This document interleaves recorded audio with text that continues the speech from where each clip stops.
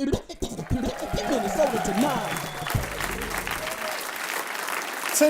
we'll take 10 to talk about bees, the only species whose queen can get away with wearing stripes. I'm looking at you, England. Even though they're extremely common, most people know very little about bees, aside from the fact that they make honey, they can sting you, and that they're the artistic muse of Jerry Seinfeld. Barry B. Benson. So you see soda spilled on a sidewalk and you don't drink it? I'm gonna get to the bottom of this. You have a plan? Yes, Plan B! DreamWorks B-Movie. And I just want to say, that's all 100% completely accurate. That's it. That's how bees are. They're just vaguely Jewish insects that desire romantic relationships with human women. That's all you need to know. But the truth is, unlike B-Movie, real bees are super important. They are pollinators, which means they transfer pollen from one plant to another so those plants can mate, produce seeds, and eventually fruits. Because remember, fruits are just fertilized plant ovaries. But don't tell Republicans that, because they will pass a law requiring those fruits be carried to term.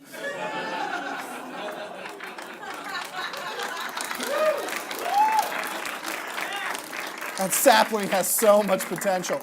Pollination is essential to food production, and bees do a lot of it. 1 out of every 3 meals a human eats is made possible thanks to bee pollination. And for the other 2, there's Perkins. Perkins. For people who think Denny's is a little too ethnic. Now, without bees, we could lose nearly 50 different types of essential foods, such as almonds, onions, avocados, and nearly all fruits. Think about that. There would be no trail mix, no salsa, and worst of all, no edible arrangements. And without them, what are we going to give our moms on Mother's Day? Happy Mother's Day, Mom. Thanks for life. I'm super busy, so enjoy the menopause. Talk soon. So bees are vital to our existence, which is why news like this should terrify you. In the US alone, bees are steadily declining, from 5 million hives in 1988 to 2.5 million today.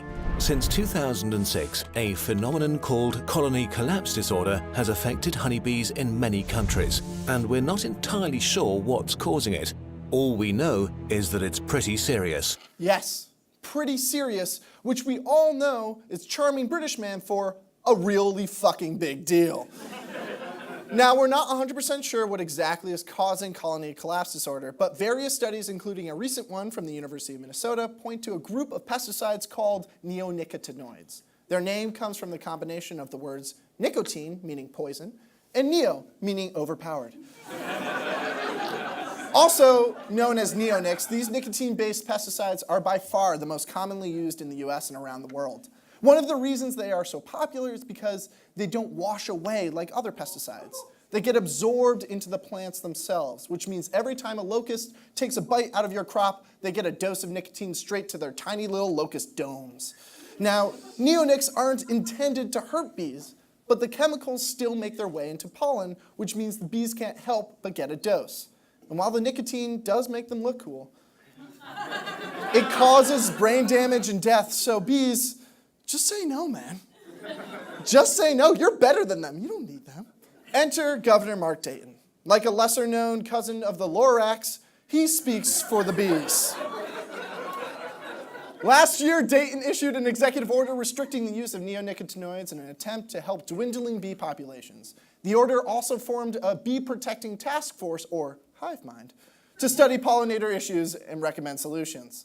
And that's great news, but when it comes to gaining support in the Republican-controlled legislatures, these issues are struggling more than I did trying to get through the second half of B-Movie. According to Representative and man just learning how to smile now, Paul Anderson, these efforts shouldn't pass because, quote, no other state has taken steps like this, which is true, but it's a little like saying, no one else has used this much water when your house is on fire. Anderson's stance seems strange given that he represents District 12B, a rural district full of farmers whose livelihoods depend on honeybees. But the more our team honeycombed through the data, the more we found that the people pushing against, stay with me here, The more we found, the people pushing against pollinator protections are the farmers themselves. One of the reasons farmers like neonics is that they don't actually spray them onto their crops. Instead, the seeds are coated with pesticides prior to being planted. Think of them like the worst possible M&M, aka Whoppers.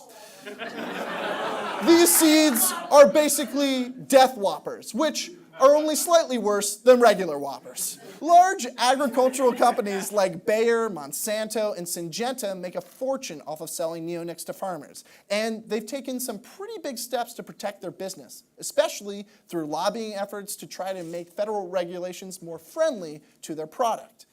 And they have been quite successful. For instance, federal law requires that all pesticides be tracked and regulated. But once you put it onto a seed, it's no longer considered a pesticide, but rather something called a treated article, which doesn't fall under the same regulations and isn't required to be tracked. So, just to recap, when you put the potentially harmful drug onto something, it's suddenly not harmful. That's like banning cocaine unless it travels through a rolled up $100 bill. Totally safe, just go at it.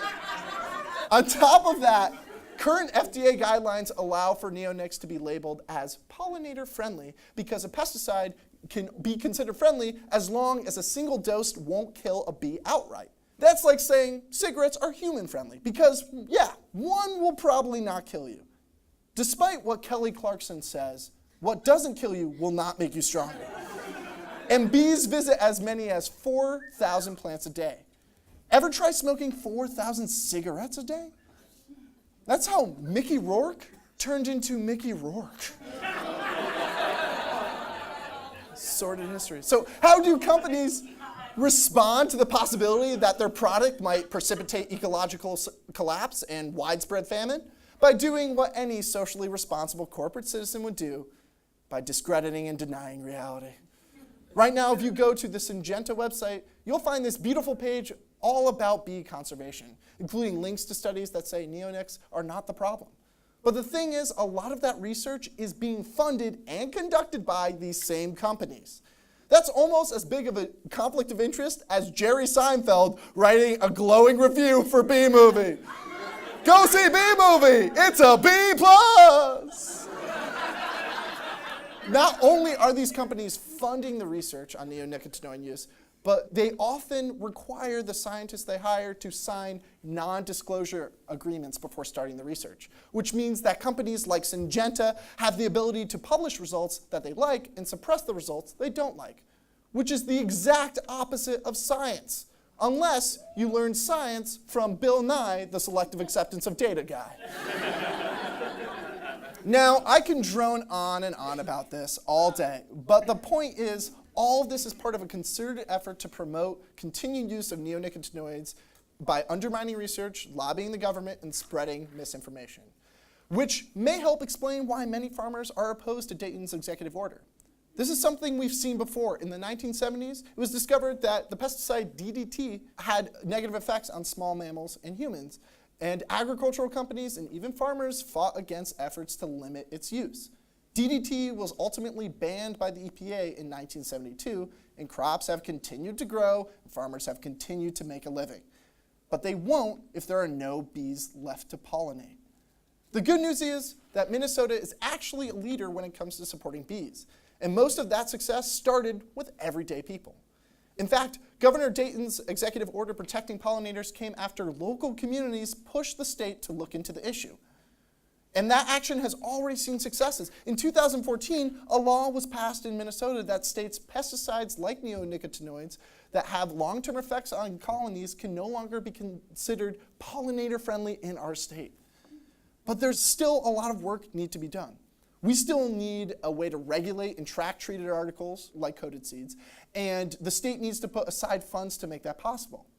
And we can get there. We just need to work together to push for collective action. And that process starts with becoming friendlier to bees. And I know that's not an easy task. Bees are scary. Just look at all these bees trying to hug this man. So we sent our senior bee correspondent, Connor Lane, into the field to bridge the human bee gap with this special bee port. Take a look. Bees are dying, which I would usually be okay with. I mean, I would usually be happy to learn about the death of these buzzing needle butts bent on destruction of the human race, and especially this guy's face. They're scary, dangerous, and, worst of all, fake Beyonce fans. But, ever since February, when the US Fish and Wildlife Service listed the rusty-patched bumblebee as an endangered species, I decided to take it upon myself to overcome my fear and become the keeper of the bees. And before I could help the bees, I had to become one. Hey bees, what's the deal with honey? Now, sufficiently learned in the ways of the bee, I was ready to immerse myself among them. So I met up with Erin Roop, Executive Director of Pollinate MN, a nonprofit organization that advocates for those little pricks. She took me to one of her hives in Minneapolis, and it was f***ing terrifying. You can't see it, but I'm like crying a little bit. Is it true that bees can smell fear? Okay. Oh, there's so many bees. Here, as you can see, we have just like a box full of no. Oh. Vaping with my best friends. Are you sure this isn't angering them? And even though I was having a perpetual panic attack, I can feel it vibrating right now. I learned that we need bees to survive. In fact, those bugalows pollinate most of the world's plants. 1 out of 3 meals and 100% of all edible arrangements require bees, and a world without giraffe sculptures made out of strawberries is a world I don't want to live in. So I recognize that I am in a very important place for these bees. These bees are very integral to our ecosystem, but they are also trying to kill me with their butts. Oh God, there was one literally right there. Hello bees, this is Connor from Minnesota Tonight. I wanted to ask you about the Republican legislature moving to cut funding for pollinators in Minnesota. Can you give me a reaction on that? There's so many of them! A little bit of a personal question here for you bees. Why do you hate Macaulay Culkin so much? What is the one thing that you would like to tell Minnesota's legislature? So if we don't take action at the local and state levels to protect bees from harmful pesticides like neonicotinoids, we will have a lot more to be afraid of.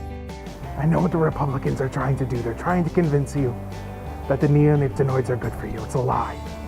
Don't listen to them. Listen to your heart. Bees have hearts, right? Yeah. Okay, listen to your little bee heart. Like, I feel like there's stories of people like seeing a light when they die, but I feel like I will just hear the hum of bees and then die. Listen, bees. Anytime you want some neonicotinoids, consider having some nicotine gum instead. You're killing yourselves over this. This is wrong. I love you. I don't love you. I'm really scared of you, but I think you're good. You too, Jerry. So we should learn to love the bees. At least from afar. For Minnesota Tonight, I'm Connor Lane. Good night and good buzz.